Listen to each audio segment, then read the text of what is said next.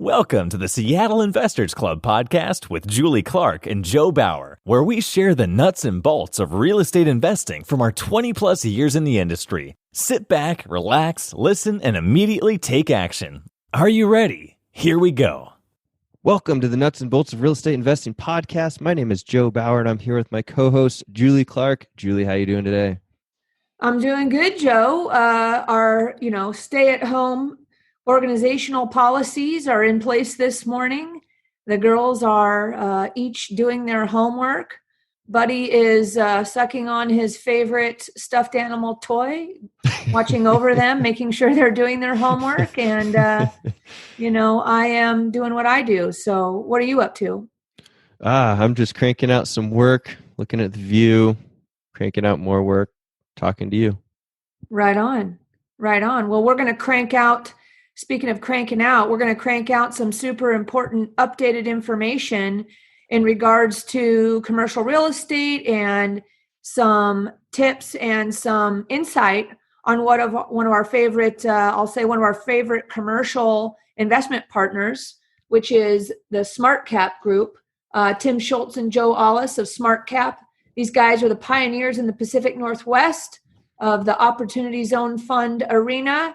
And we're going to check in today with their co-founder and CEO, Tim Shoultz, on how they're managing their commercial real estate assets through this COVID-19 pandemic. Just get it straight from our local guys here who have taken quick action to manage the best they can for their portfolio and for their investors. So, Tim, welcome.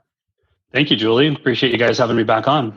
Absolutely. We're going to be checking in with you guys, as often as we can. And you can help us share the word on best practices for all our friends and all our listeners who invest in commercial real estate. One of the things myself, I invest in larger commercial real estate and in, self-storage and projects with some of my buddies like Ryan Gibson. Shout out to Ryan and the Spartan Investment Group. And it has never, ever been more important to me as an investor that invests money with other investors on the due diligence and the high quality asset management of why I invested with all types of you guys in the first place is now coming to light on how thankful I am that I have invested with the groups that really understand and take quick action. And, you guys are one of those groups, and we look to hear everything you have to say today. First, tell us, for those of who don't know you, a little bit about SmartCap and the type of assets that you guys invest in real quick, just as a quick summary. And I'll tell all of you listening, this is not the first time we've had Tim on, and we've also had his partner, Joe Allis, on. So if you want to know the backstory, because we're going to kind of cut to the chase today, if you want to know the backstory of SmartCap and Tim, go to our podcast number 107, where we went and did a deep dive with Tim and how he got started and, his backstory, and also with his partner, Joe Allis, is podcast number 65. Really great. If you have any interest in commercial real estate or investing in commercial real estate or anything, you want to listen to those episodes as well. So with that said, Tim, give us a little quick story on SmartCap, and then we'll jump into what you guys are doing today to manage your portfolio. Yeah, I think before I give the quick summary of SmartCap, in the last podcast we did with you guys, I talked a lot about the importance of knowing your sponsor, knowing who you're working with, who's the managing partner. And times like this, you're dead on, Julie. They just amplify how important it is to have a working relationship with somebody that has great communication and you really have a lot of trust in, because man, it's a stressful time for everybody. So having that trust can really make things a lot easier in times like this. Heck yeah. So, it's interesting, I get asked for a lot of advice or referrals and things like that, as, being kind of in this as leaders with Joe and Seattle Investors Club and as a real estate broker and so forth. And I really do not like to give referrals of things like contractors and things like that. But I'll tell you what, one thing that I don't mind sharing referrals on and recommendations to people on is the groups that, like syndication groups or groups that offer investment opportunities, because I feel like I need that for myself, and I don't mind sharing the referrals of people like yourself and SmartCap, as well as Spartan Investment Group, due to the level of detail and care and personal knowledge of you guys that I have. So we appreciate it very much. Yeah, absolutely. So let's jump into it. SmartCap, we are really value add commercial real estate. We started off in retail and moved into office and industrial. So what we do today is primarily acquire high quality, well located value add office properties. So when I say that, I mean areas like Bellevue, Redmond, Kirkland. If you're familiar with the Washington market, they're kind of very core suburban markets, if you will. That's our primary focus for office. And then for industrial, we're primarily doing opportunity zone investment or opportunity zone developments, as well as looking at developments in other kind of core markets like Kent Valley area, SoDo, which is South Seattle, et cetera. So really we're value add office and industrial. That's our primary focus. Excellent. So we are all in this together. We're here. Pandemic has hit. What are you guys doing in regards to, first, probably the number one thing, which is your employee safety and things like that? What actions have you guys taken as a group? Yeah, I think, first of all, we hope everybody out there is doing well. Washington has been really fantastic in leading the charge on how to do it right. And unfortunately, you see New York not responding in the same way, and really a sad outcome there. So we were pretty proactive across the board. We took let's take this super serious approach, hope we overreact, and maybe look a little bit silly in the back end of this if it didn't turn out to be a big deal. But let's take some really quick, decisive measures to make sure that we safeguard our employees, both health-wise and job-wise. So, we went to kind of limited work schedule in the office to kind of full, everyone's working at home. No one's been in our office for several weeks at this point. We do a lot of really good Zoom calls. We do Zoom happy hours weekly to just try to keep morale up. We do daily updates across the entire team where everybody kind of shares priorities. And so we try to do a lot of things to keep morale up in this time where everybody's working from home and isolated. It's definitely a challenge, but we've been really safety first. Both, most of our workers are younger, but we do have some employees in the age class that is high risk. And so we're being extra cautious there. And also just for the general community. We think it's super important. Even on the construction side of the house, we weren't one of the groups out there fighting to stay open. We just, when Inslee made his plans here in Washington, we took action. We got our employees set up to do work from home, even field guys. We have them doing training and whatnot where possible. And we took the action that we thought was best for the community and best for everyone versus just kind of a selfish focus for SmartCap. What is the rule right now for you guys on construction of your projects? What is that rule? I know you guys we're completely shut down.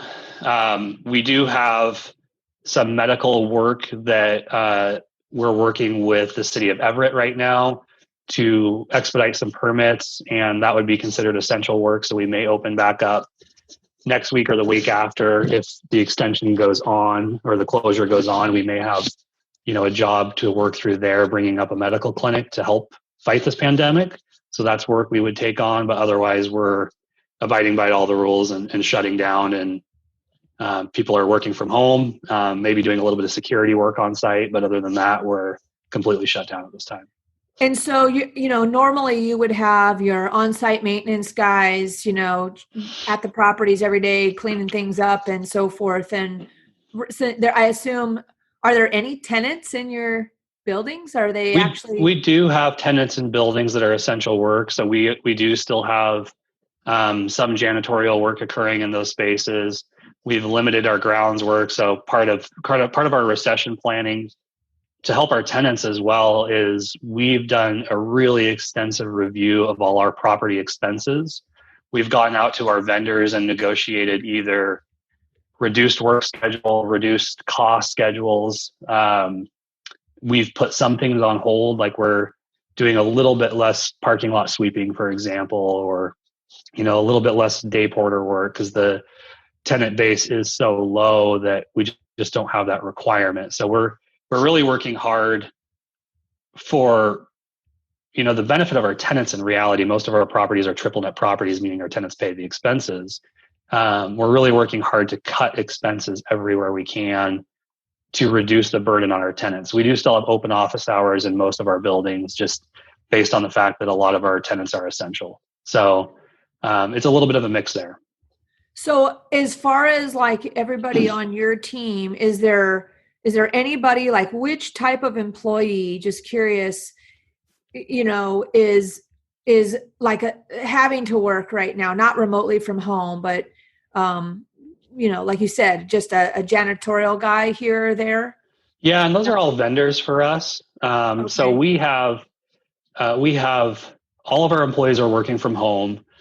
We do have our property manager goes and does site walks. His wife, our main property manager's wife has a severely compromised immune system. So that's a case where we're taking hypersensitivity to. So all our typical tenant in-person meetings are all done by phone. In the event where there is a meeting, we might have our asset manager substitute in for that meeting to really try to safeguard that employee from getting sick. It would be devastating for his family if he were to get this virus. So we're being extra cautious in some of those scenarios and having our teammates sub in to just add that safety element. But for the most part, we're doing, drive-bys. We do building walkarounds. We're looking for graffiti. We're looking for any signs of people doing damage to properties. And then we're working with select vendors to continue maintenance and upkeep. I mean, one of the things we're being really careful about is we're cutting expenses wherever we can, and we're cutting the amount of interaction wherever we can. But we also know it's super important to keep the quality of an asset, because when we do get through this and leasing does resume, there's generally a rush to quality as prices decline. We do believe rental rates will go down eventually. But there's always that rush to quality. And so we're trying to maintain our assets as those Class A assets in the submarkets that we're in. Right. And I imagine things like, commercial real estate buildings are on schedules to have like their, full air conditioning systems maintenance and the elevators maintenance. Are those types of things also, maintained at this point, or do you stall on those schedules or what? Yeah, it's a mix. I mean, anything that's safety oriented, like an elevator, it's just super important to maintain those on your schedule. If a building was completely vacant, we would stop that. Heating and cooling, we are delaying some heating and cooling maintenance programs. So we might drop back from 4 times a year to 3 times a year on some of that work. So those are the type of things we're looking at on an individual basis to see how do we reduce our overall triple nets for our tenants so we can, help them from an expense standpoint, as well as potentially rent relief programs and government abatement and things like that. Is there any certain expense line item that you feel you've been able to reduce that has been a positive impact, or offsetting? I guess I'll say not the word positive, but an offsetting impact that you feel has been, is it just been like cutting deals with all your vendors and maybe, like you said, removing one of the services that would normally be there, or what kind of line item do you feel is making the biggest impact for you guys? Yeah, I mean, I think, having landscaping slowed down a little bit, having parking lots slowed down a little bit, having your janitorial slowed down, all those items, especially when tenants aren't in the building, those items have pretty big impacts. And we think pretty reasonably we can save 5 or 10% across our portfolio on expenses, which isn't a huge number, but everything helps right now. Right. So we're really trying to be cognizant of every little piece that we can help. We're trying to do to just help our tenants survive, quite frankly. Right. So let's move on and talk about lenders. Are you guys talking to your lenders, and what's that looking like? Yeah, we were really fast to jump onto conversations with our lenders. So, probably 2-3 weeks ago, I started conversations with our lenders. And really at that point, I got a lot of mixed reactions, all the way from how can we help to we don't have a program. And the groups that of like, how can we help, like Heritage Bank, for example, we have a fantastic relationship with them. They moved us to interest only on any assets that had tenants that were requiring rent relief or that we were providing rent relief for 90 days. And then they will reevaluate every 90 days as required. So that was really fantastic. It was working with a lender that you have a great relationship with. It was super smooth. It was very easy. It was a great partnership. And that's the type of stuff we remember, right? I mean, those are the type of Absolutely, lenders right? we'll lean into during this next cycle. That's a great thing to think about there, that they've shifted you to interest only for 90 days. That's a great tip for any of you that are listening, to call your lender and ask them if that's something they would consider, right? Yeah, absolutely. And we've requested that across our entire portfolio. And a lot of the lenders are saying, well, do you have distress? And we're like, no. And I'm not necessarily asking for it right now, but I would like to understand X bank's plan to allow us to move to either payment deferral, interest only, or some other mechanism in the event that we are providing relief. And so we've been super proactive. We sent profit and loss statements and balance sheets to all of our lenders. Here's how we're operating. Here's our tenants that we've analyzed that potentially have risk. Here's what we would ask in those cases. So we've really been proactive with them to say, here's our cash situation. Here's how we're planning to operate. Here's the length of time we can operate if we lose these tenants. Here's what our DSCR would look like, debt service coverage ratio.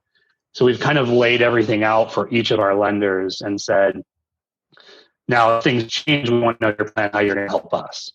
And over the last 3 weeks, we've pretty well got every lender to acknowledge that they will help in some way, which is great. A few of the lenders are lagging on what that means, which is a little disappointing. But they're still working through a plan, and we believe that they'll come to something reasonable in most cases. And do you feel that you are getting these positive responses because of your track record and relationship, or because it's just their procedure and their process for that particular lender? I think everything is track record and relationship. And I think that that's true. We talk to a lot of institutional groups that would invest with us, for example, and they're going through their portfolios and they're looking at their tenants that they want to provide relief to. And they're looking at their track record and performance. Were they a good tenant? Were they combative? Were they helpful and willing to participate in past issues if there were any? So I think those things are always considered. The example with Heritage, we have a really good relationship. And so they jump to help us because they know we will do everything we can to safeguard our assets. They know we'll do everything we can to be a good partner to them as well. And those are the type of relationships we've tried to build. And we have a lot of conversations with our lenders. We're very transparent with our lenders. And we really believe that transparency and forethought and kind of acknowledgement to them allows them to plan with their balance sheet and how they're looking across a very large portfolio and that they're reviewing as well. So, providing them data and information and being a partner is super important to how they view us as a borrower. And it also sets the stage for your ability to borrow later. Absolutely. Right? You're going to be at the top of the stack, I think. Let me ask you, are the lenders on your construction projects responding differently at all than your stabilized assets?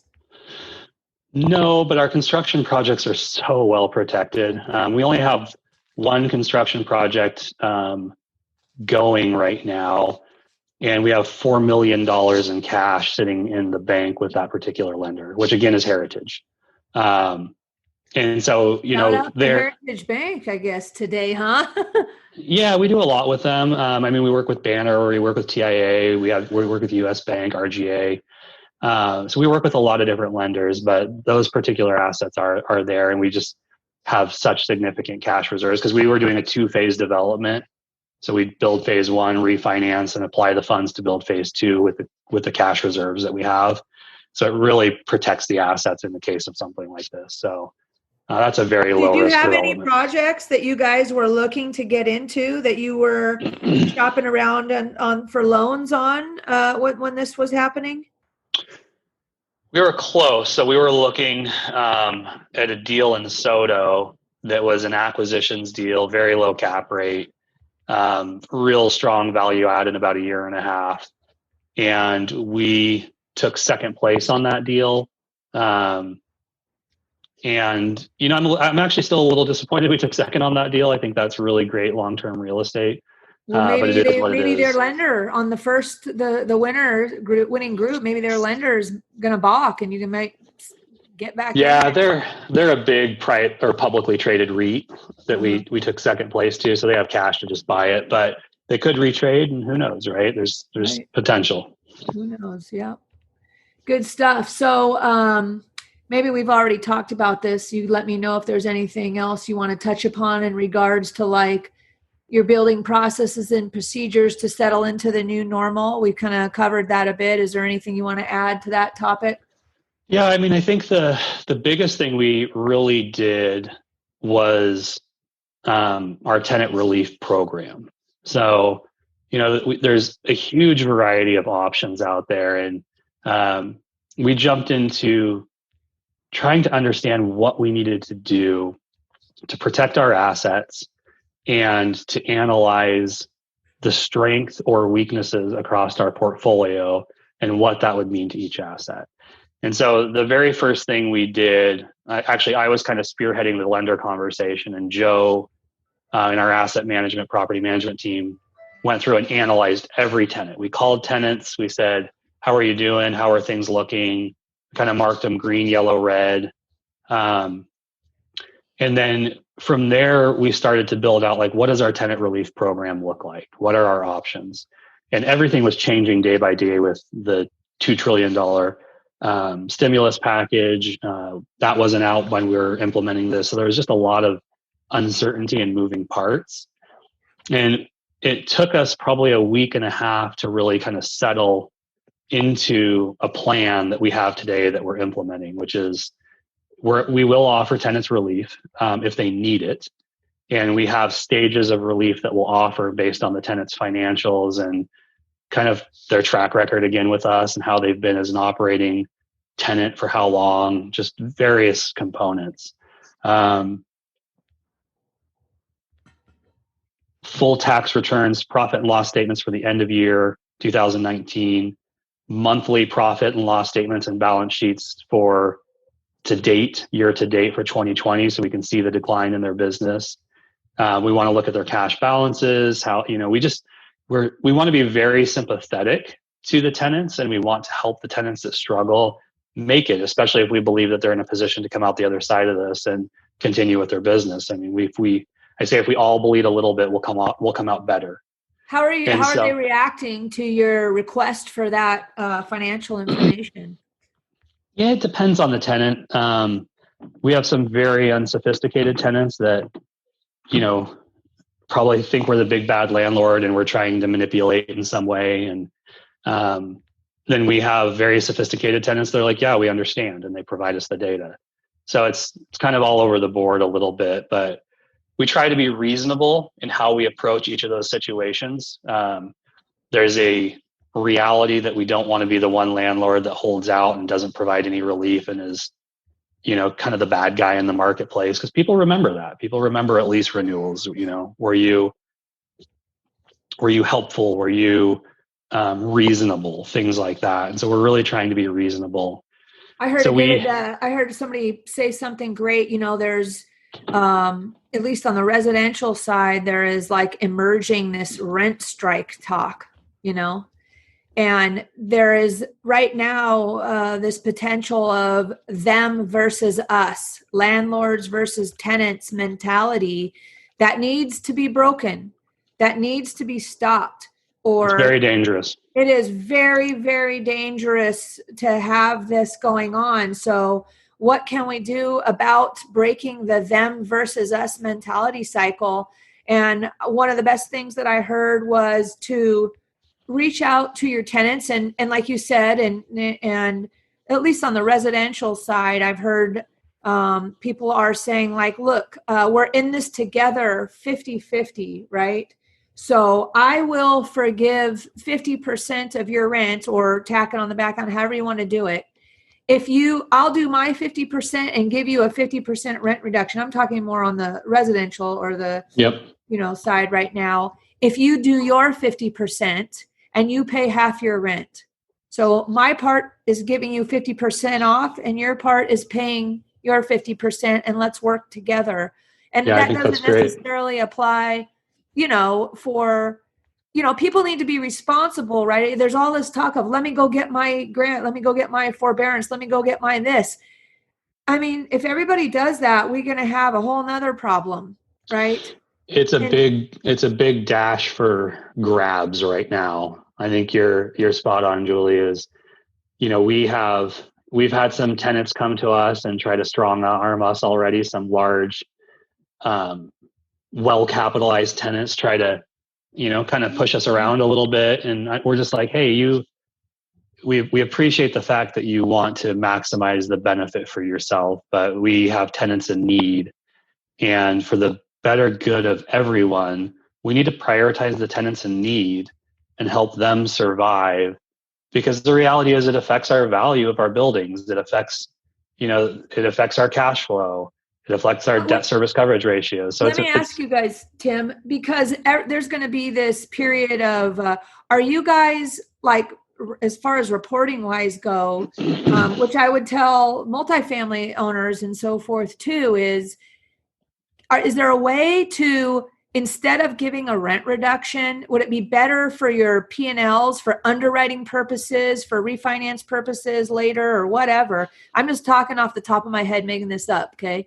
Would it be better when you're giving concessions, so to speak, on these rents, that you first give it off the triple nets and have it not affect your rent line item for underwriting purposes later? And what I remember, what we used to do back in the day is we would actually take that line item of the concessions or this, event, one-time type of event. We're having an event thing here. And instead of blending it into the regular P&L, we would throw it down into like down below the line, I guess, kind of like capital expenses, right? So it can be tracked separately, but not impact what the true performance of affects your bottom line and your cash flow, but not how your P&L reads, I guess I would say, or reducing things that don't affect rent first for reporting. I think it's a little bit of a non-issue personally in this environment. But it could be a mess later when you start to report your P&Ls, or the banks are asking for that sort of stuff. You kind of want to almost be able to, I'm making this up as I talk, I don't know what I'm talking about, I'm just thinking out loud here, be able to identify the things that were impacted, right? As like, absolutely. The way we do that is we are discounting rent first and keeping triple nets, or we're doing a 50% discount on rent and keeping triple nets. We do a full billing, and then we just do a journal entry to kind of forgive the billing, if you will. Right. So we're able to track it. I think the reality from both lenders and future buyers is everyone is going to look at this as a situation where if you have a whole building that has issues, that could definitely be a red flag. But then again, like the building I first bought in 2010, I still own that, and it's purely retail, and they've all been shut down. And so as a future buyer, if you come back in, the tenants were great before, they had an issue, they're great again, it's pretty easy to chalk that up to, hey, they got shut down and we helped them. So I'm less worried about the buyers. I'm more concerned about the lenders. Like in the residential side, on residential investments and stuff like that, we're talking about how maybe you need to think twice about taking this forbearance on your mortgage, because even though it says it's not going to be reported by your lenders, that we've already seen where some lenders are making you testify that you didn't take any forbearance. So Right. you are now shooting yourself in the foot for borrowing later, like, because there's going to be a pecking order. So if you Absolutely. don't have to take it, don't take it if you are somebody that wants to protect your borrowing capacity. Like, for like, I assume for you guys, like if you go with the reduced and the interest only, right? Whoever is, I don't know, if that impacts borrowing ability later or refinancing availability later or not, Yeah, it's a really great question that you're asking. And I think the bigger question is, when you look at a tenant that had systemic failure from an issue like this and required significant relief, does the entire marketplace reprice that risk in today's world? I think that's the question that's even more daunting, is what happens to the risk profile of that tenant. We're living in a world where SARS and these various things seem like they could happen more frequently, especially with globalism and travel and various aspects. So do we live in a world where this whole risk profile changes the way these investments are looked at, both from buyers, sellers, lenders across the board? I agree that everybody's going to have a policy around it. But I guess what I'm saying and thinking about is, if you, let's say, just a small thing like you shift to interest only, right? Now, because you did that, not that you guys have, right? You're just getting information, right? I'm just talking in general. Yep. Will there be, like, when you go to borrow money, if you made any move like that, will there be like an extra 0.5 point or an extra debt service coverage requirement for you, an extra 0.5 point added to your rate, right? Like an overlay. Yeah, it's possible. I think in this situation, the likelihood of that is low. And the only reason I say that is I talk to all the largest institutions on a semi-regular, all of them. That's a severe exaggeration. I talk to quite a few of the larger institutions, and they're all doing the same thing. They're all pushing their lenders for 6 to 12 months of IO. And so I think you're going to see this across such a wide array of borrowers that you'd be penalizing everyone, which then kind of doesn't really make sense. So I think it's low risk, but it's certainly possible, and it's certainly something to consider. We're definitely not pushing for IO changes on any assets that are not in need. And when I say in need, I mean, we're well capitalized across our entire portfolio. However, if we do start providing rent relief to tenants, we consider that a need. And so then we will make that shift. Hey guys, it's Julie here with a quick break from the show to discuss an opportunity some of you may have interest in, which is to work more closely with me.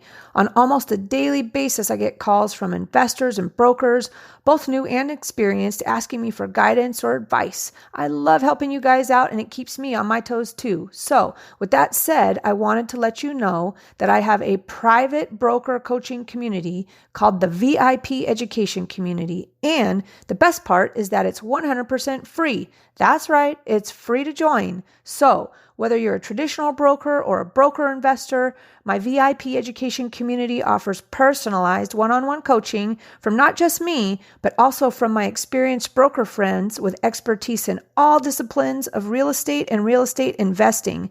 We'll teach and share our modern marketing strategies, our tech and lead generation resources, plus teach you how to identify or offer up opportunities for yourself or for your clients using techniques such as seller financing, lease options, land entitlement deals, BRRRR investing, flipping, multifamily or commercial coaching, whatever you like. We've got it all covered for you.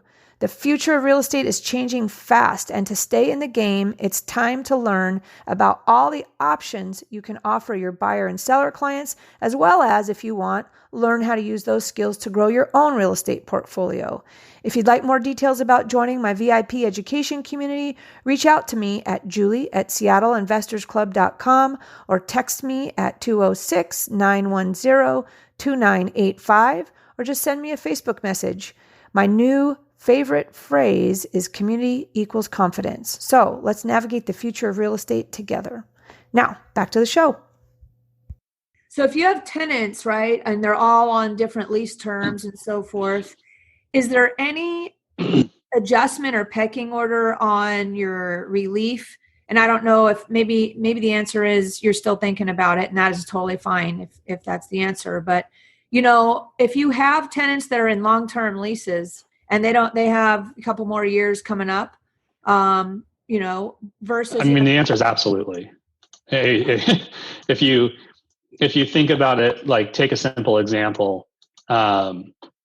We have a couple 2 or 3 tenant buildings where we have a really large tenant in a building that independently keeps our debt service coverage ratio at 1.1. Just that one tenant can keep our debt service coverage ratio in bounds or close enough in bounds with our lender that we stay in a good position. We're going to protect that tenant first. We have to. Right. So I think there's situations like that. And then you have the flip side where you have situations where tenants do have a bad track record. They were already deeply struggling. They were combative. They were just hard to work with or negative. You're probably going to help them less, although in our position, we still plan to help those tenants, but you're going to help them probably less than you would a tenant that's so critical to your portfolio. Yeah. Or you have tenants that are renewing their leases up for renewal, like we said, in the next year here. And, those might be given some nice preferential, I don't know, something to let, get them to renew their lease if they're a tenant you'd like to keep. Second of all, my question people have long memories. Right. What's the eviction situation in commercial real estate? We have a ban here, and a moratorium, I'll say, on evictions on the residential and multifamily side. What's going down in the commercial side? On our portfolio, there is nothing yet. We don't own anything in Seattle proper right now. I believe Seattle proper does have restrictions on evicting bars and restaurants and things like that at the moment. But it's not currently affecting our property.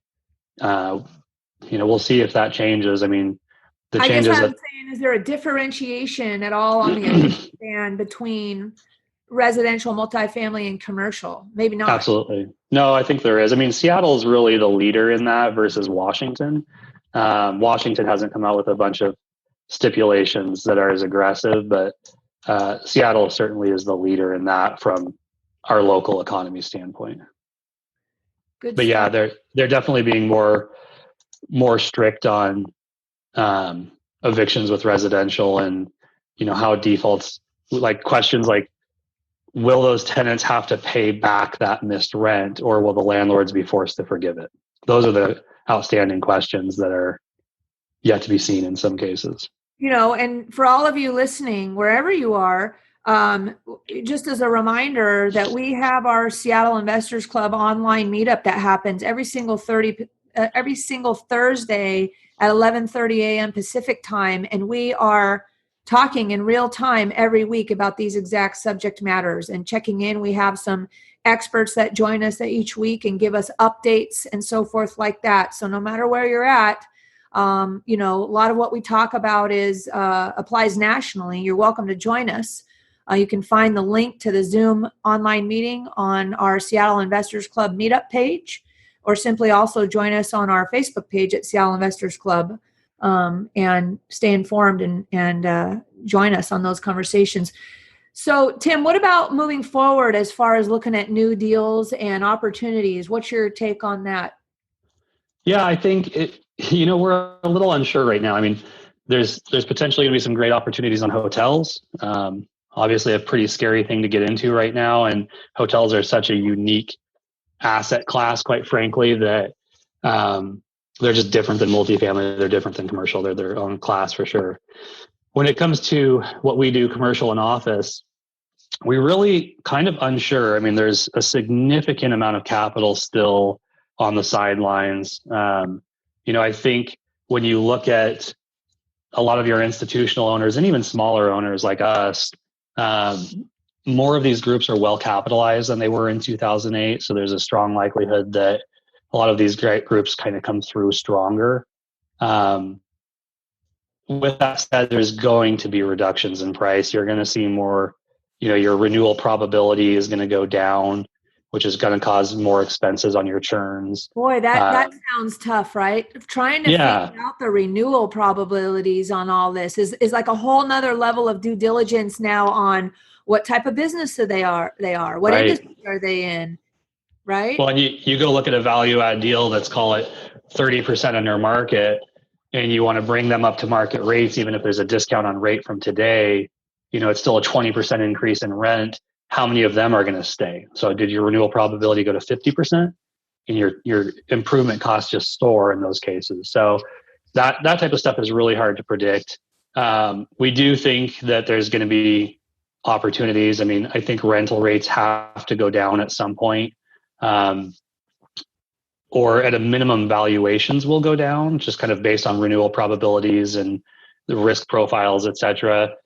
It'll be interesting to see in kind of the Bellevue, 520 corridor, Redmond, those type of submarkets that are just so strong and so dominant with tech fundamentals, Amazon, Google, Facebook, Microsoft. Yeah, but listen to this though. What about the fact that some of these buildings that are occupied and full, and what if, I don't know, how much are long are the loan terms that you guys normally put on, like 10 years maybe?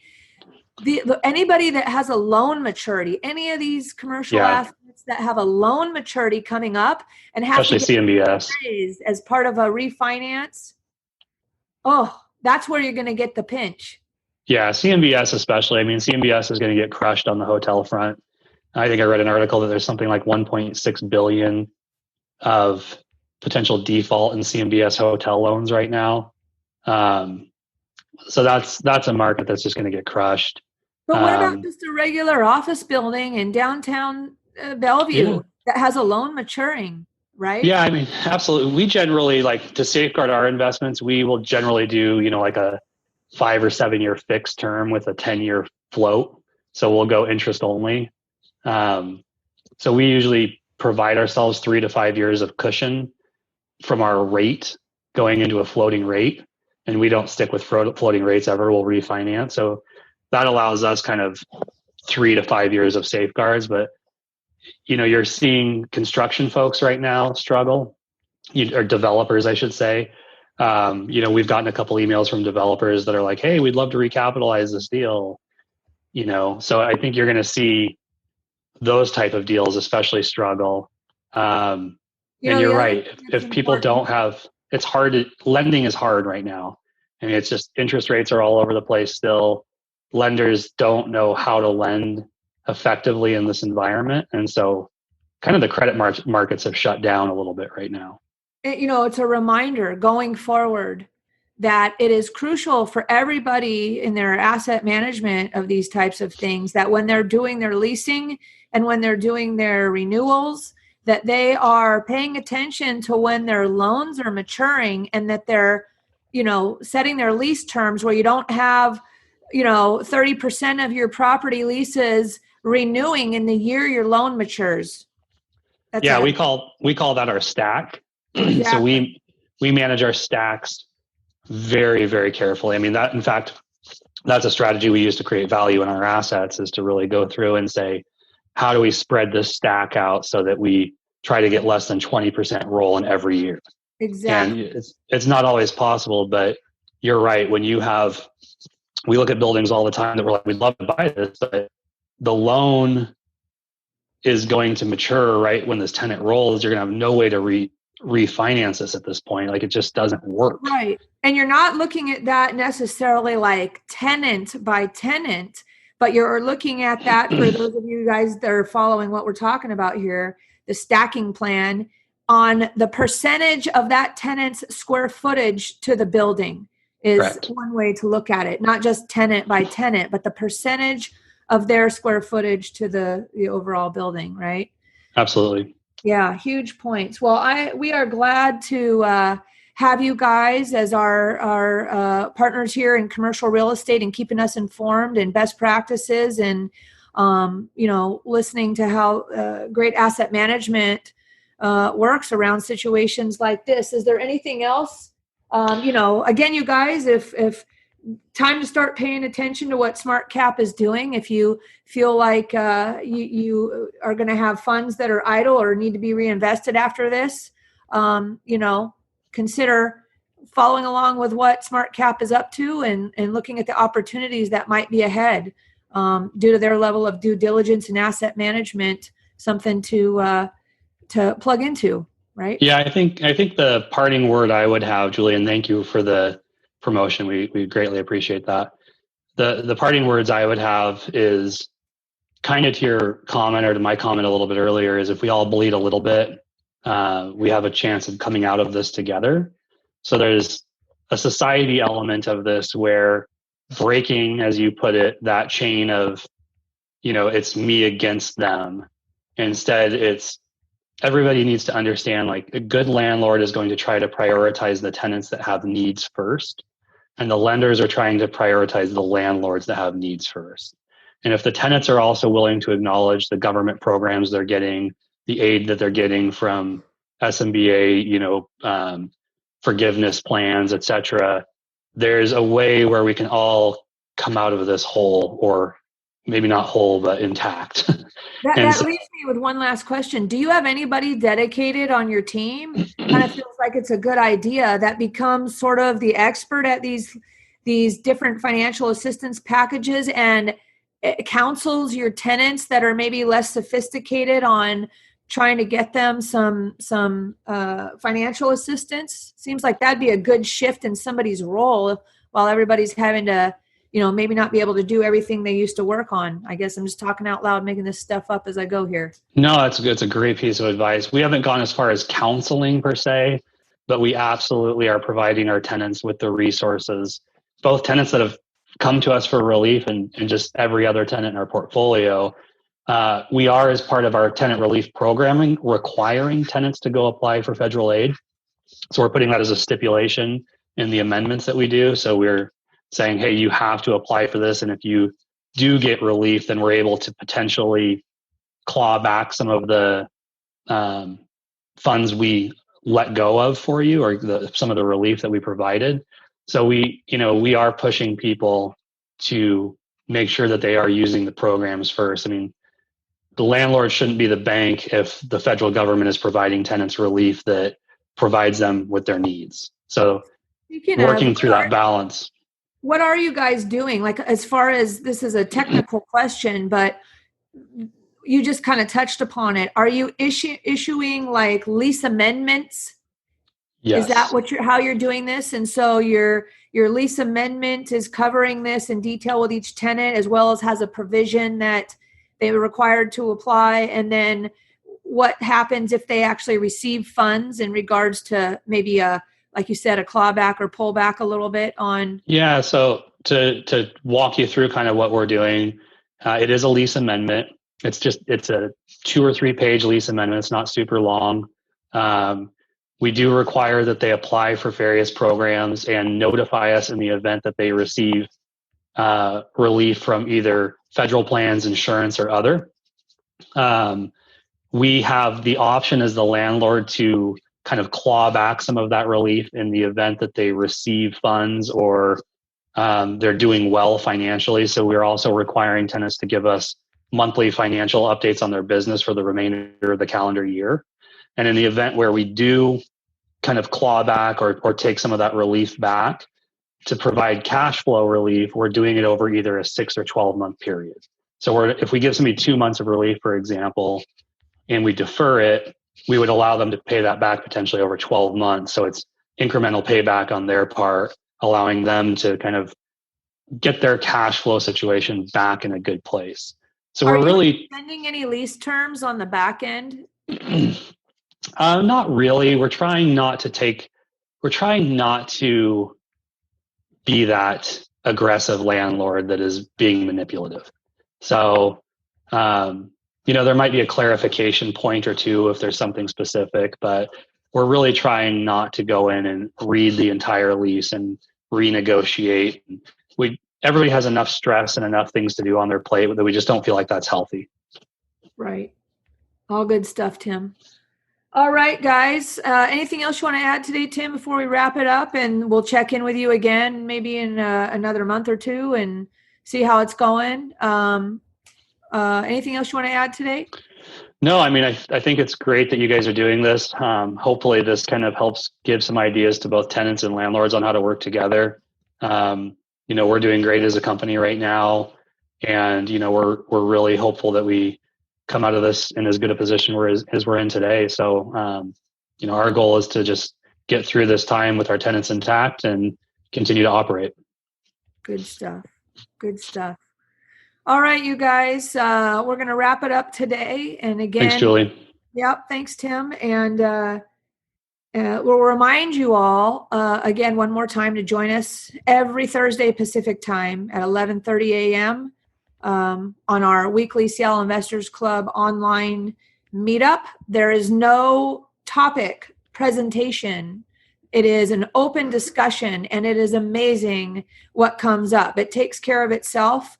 Just like our in-person meetings did. And I think once this is all over, we're going to continue this online meetup. We're not going to stop it as far as, what things are going to change once we get through this. We'll do both in-person and this, so more people can join us from wherever you are. And so we care about all of you. Joe and I thank you for listening and supporting us. And the best way that you can do that, I think, is by giving us a review. Joe, why don't you tell them about the details and how maybe they can help us as well as we're trying to help all you guys to provide great content and information. Absolutely. If you guys like the content that we're providing you, we would love it if you would give us a review on iTunes. You can go to seattleinvestorsclub.com/iTunes to go straight to our page. And it would also be helpful if you share this with your friends. We know that there are a lot of people out there that can benefit from these messages, and we would love it if you shared that around. Right. And are we asking everybody, Joe, to join our meetup page as our easier form of communicating with everybody? What would you like as far as instructions on that go, to give everybody a heads up? Absolutely. Great point. The meetup page that we have at meetup.com/Seattle Investors Club is the best way to keep in contact with us. Just make sure that you have joined that meetup, and then you will get emails and updates on all of the events that we have coming up. So make sure that you do that at meetup.com/Seattle Investors Club. And lastly, I want to remind everybody, once we are lifted and we are all able to get back together, we want to remind you that the Pacific Northwest Big Badass Real Estate Expo is still coming up this summer. I believe the dates are July 10th through the 12th, but please go search online for that. With our friends Tarl and Grace Yarber hosting that with Fixated on Real Estate. It's going to be the event of the year at this point, if we're allowed to get back together. So highly encourage you to go there and get your ticket and get plugged in. And it's going to be one heck of a expo this year. And thanks for Tarl and Grace for putting that on for, I don't know if this is the third or fourth year, but we're all going to be there, and we hope to see you there this summer. Other than that, Buddy and I and the girls here in the Clark household will sign off and say, stay safe, stay healthy, and we'll talk to you guys next time. Bye-bye. Thanks for listening to the Seattle Investors Club podcast. If you have questions that you'd like to have answered on the show, shoot us an email at info@seattleinvestorsclub.com. Now go out, take that action, and build that real estate business. Thanks for listening.